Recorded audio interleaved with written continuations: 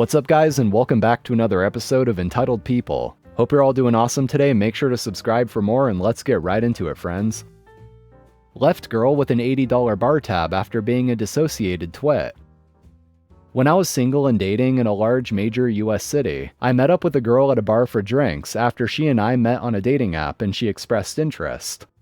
I come from the traditional school of dating protocol, so I tend to assume that my job as the man is to make sure my date feels safe and has a good time, regardless of whether or not we have chemistry or it leads to things. It's like we both made the effort to get dressed up, look nice, come out, and give each other a chance. If it doesn't exactly work out, you want to respect that someone accepted your invitation and tried. Except for this vapid moral monstrosity. We get a table. I try to open things up, but she sits there texting for 5 minutes while we're waiting for our order. Occasional apologies, but basically just not looking at me in attention span of a gnat. We start talking finally, and then she starts answering her buzzing phone again. I'm trying to joke about it at first, and then it just gets painfully awkward. Like, what the F are you doing? Do you even see yourself? I have value too. We get our drinks. I try to restart the conversation. I make a low-level joke about how I'm going to throw it out the window. She doesn't take the hint. I order us 2 more drinks and a nap, and then I realize I'm miserable. I down my drink and hit the loo. On my way out, the little gremlin in my head says, "If she's still on her phone when you come out, you're done." She is.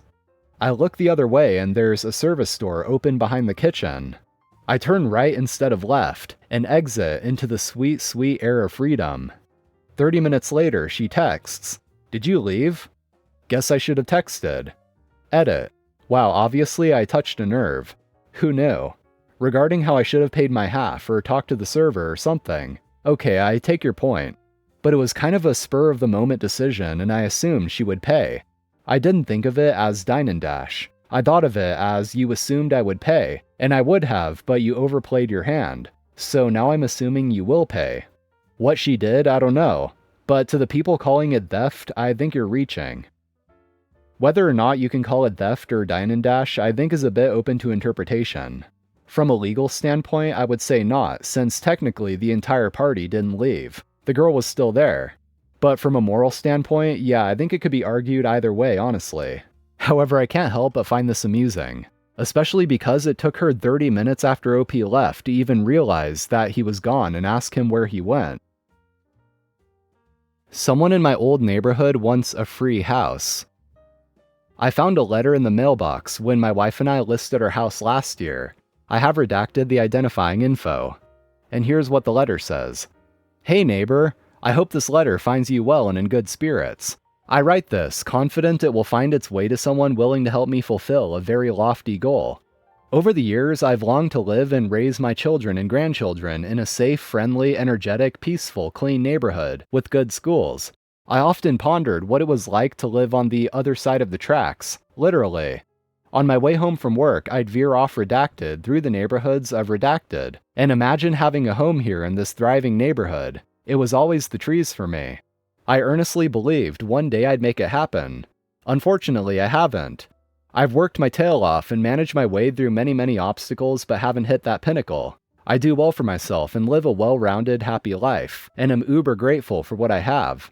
I just don't think I will ever be able to afford a home in this neighborhood on one income, especially with the market the way it is and no end in sight, unless something marvelous happens.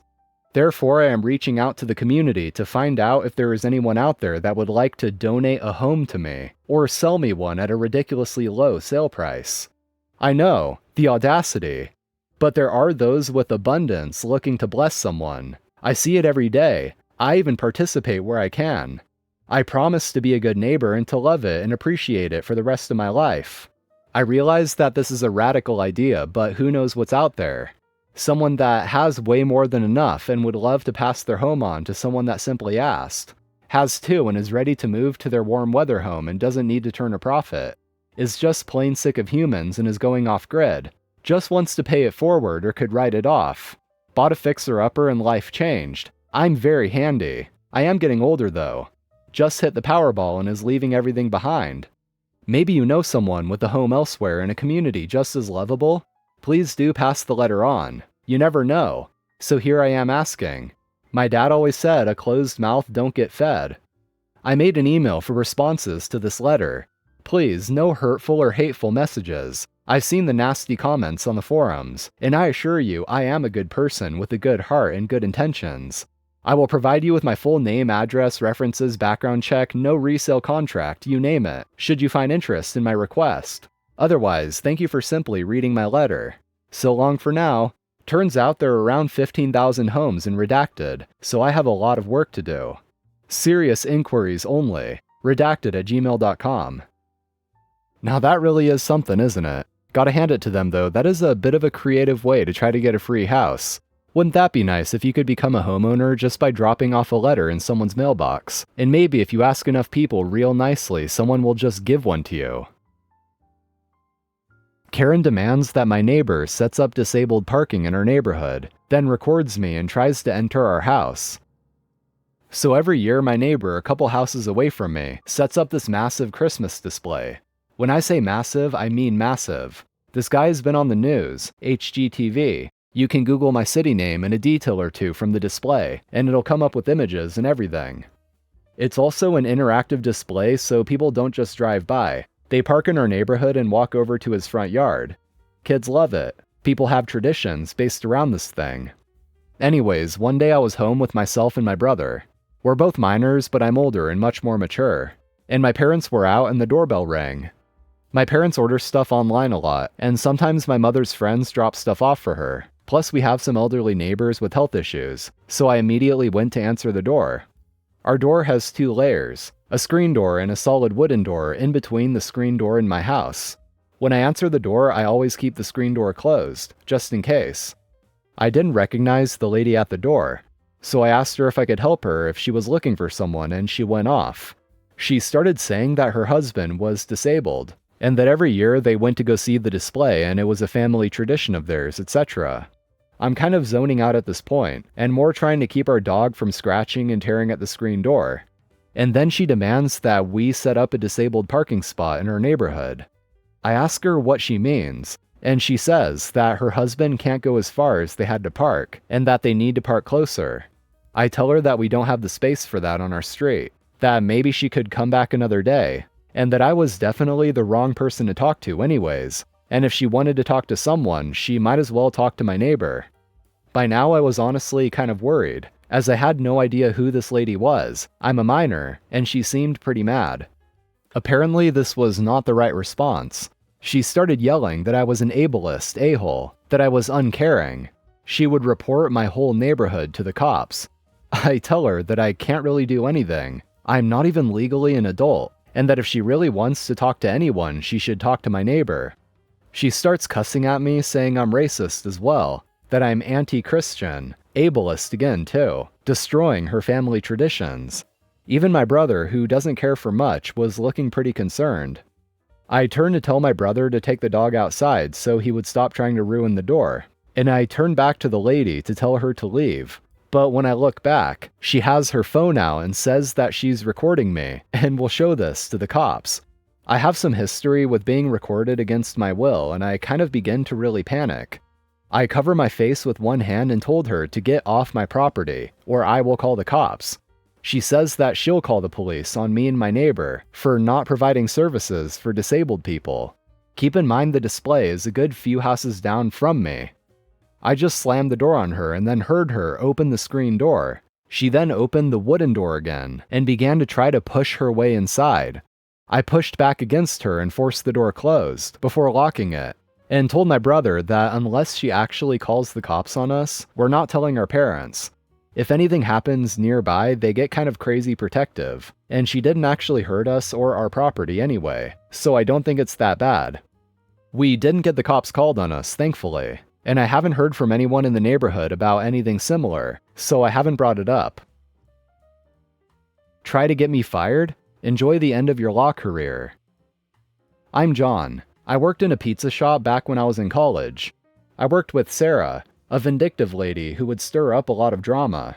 Sarah would pick a target and then bully them into quitting. Where I'm at, college students can receive welfare if their parents earn less than a certain threshold. I was ineligible for student support due to my parents' income, even though they didn't support me and I desperately needed this job. Matt, a new hire, quit after Sarah's harassment. Sarah's attention then turned to me. She would shout at me with extreme hostility. She wouldn't warn me if pans were hot, a major sin in kitchen jobs. She would conspire with their friends to accuse me of slacking off, even though they'd never complained about me until Matt quit. This took a toll on me. My hours were cut, impacting both my financial and mental well-being. I even considered dropping out of college because I was struggling to afford rent. Sarah was illegally claiming student welfare, despite being employed by the pizza shop. You can only claim the welfare if you're unemployed. Sarah, in the first year of her law degree, was also aspiring to become a lawyer. The thing about being a lawyer is that you need to be admitted to the bar to begin practicing. The law industry is very strict. Even proven allegations of plagiarism in college would make one permanently ineligible to become a lawyer. Frankly, she was stupid for defrauding the government. There is an anonymous complaints line for welfare fraud. Most of the time, the welfare department never follows up. Occasionally, however, they would send officials to investigate. This was one of those few times they followed up. I sent an anonymous tip, stating the business, her schedule, her name, and her number. I was on shift when some officials from the welfare department came in, informing us that multiple complaints were made against Sarah. I think my boss could have just told them to scram since they probably didn't have a warrant, but instead of doing that, he licked their shoes, showing them all of the CCTV footage.